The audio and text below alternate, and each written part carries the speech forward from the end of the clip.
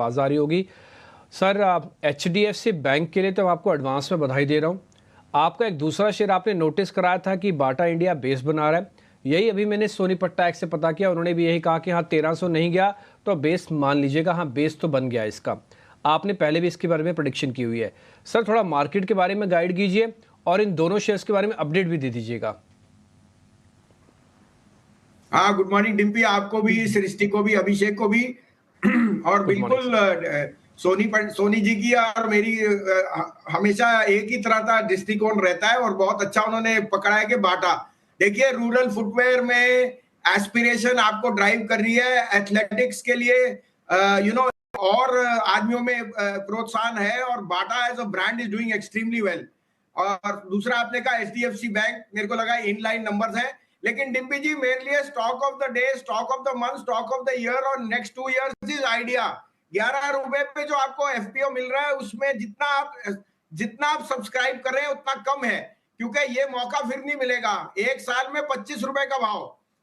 Idea में misconception है। पहली बात, 3800 करोड़ का टोटल डेट है बैंक की तरफ, जो बाकी डेट था और इंटरेस्ट वो उन्होंने इक्विटी में कन्वर्ट कर दिया। गवर्नमेंट ने उनको गो हेड दे दिया और वो बहुत पॉजिटिव है कि their capital raise is now very much on cards. और इससे क्या होता है, कॉन्फिडेंस आता है, नए कैपेक्स में आप स्पेंड करते हैं और 5G में आपको और पॉजिटिव होएगा।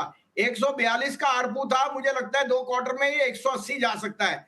तीसरी बात, आपको 11 रुपए में जो शेयर मिल रहा है वो मेरे हिसाब से कभी भाव आएगा ही नहीं, तो 25 रुपए का टारगेट आइडिया पे है और जिसने आज मिस कर दिया वो फिर सोचते रह जाएगा। तो पहली बात, आइडिया का FPO लीजिए। दूसरा, आपने सही टिप्पणी दी, मेरे हिसाब से बाटा इज बॉटम्ड आउट। यहां से मुझे एक साल में 50% अपसाइड दिखता है at least in Bata. Rural incomes, rural aspiration, ये सब ड्राइव करेंगी। उसके अलावा आपने सही टिप्पणी की, HDFC बैंक ने रिजल्ट्स में कोई बहुत बड़ी चीज नहीं दी, लेकिन CDR रेशियो कम हो रहा है। जैसे जैसे डिपॉजिट या लायबिलिटी फ्रेंचाइज ठीक होगी, ये शेयर की अर्निंग्स भी पिकअप करेगी।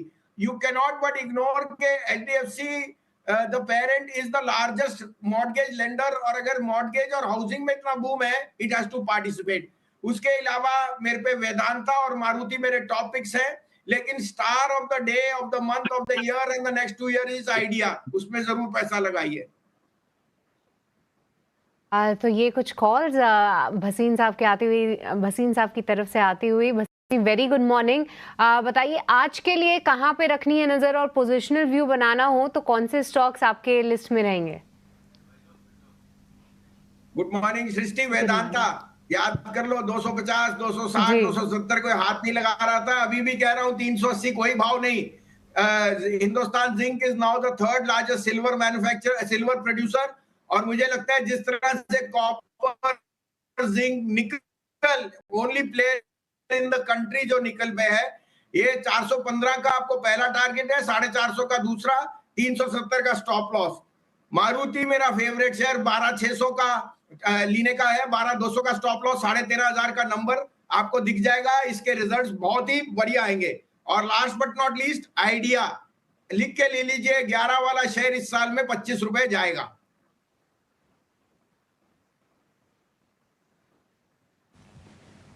ठीक है भसीन साहब, बहुत बहुत शुक्रिया, थैंक यू वेरी मच, अच्छे से गाइड किया। और सर मेरे को ये हमेशा याद रहेगा आपका आइडिया वाला शेयर। एक बार आपने हमको पहले भी गाइड किया था 12-13 रुपये में, को याद अच्छे से 18-19 रुपये गया था तभी शेयर। इसका लॉट साइज बहुत बड़ा है, तो आप रिटेलर को ज़रूर होल्ड करके रखना चाहिए शेयर। आइडिया सर की लिस्ट में आया है शेयर।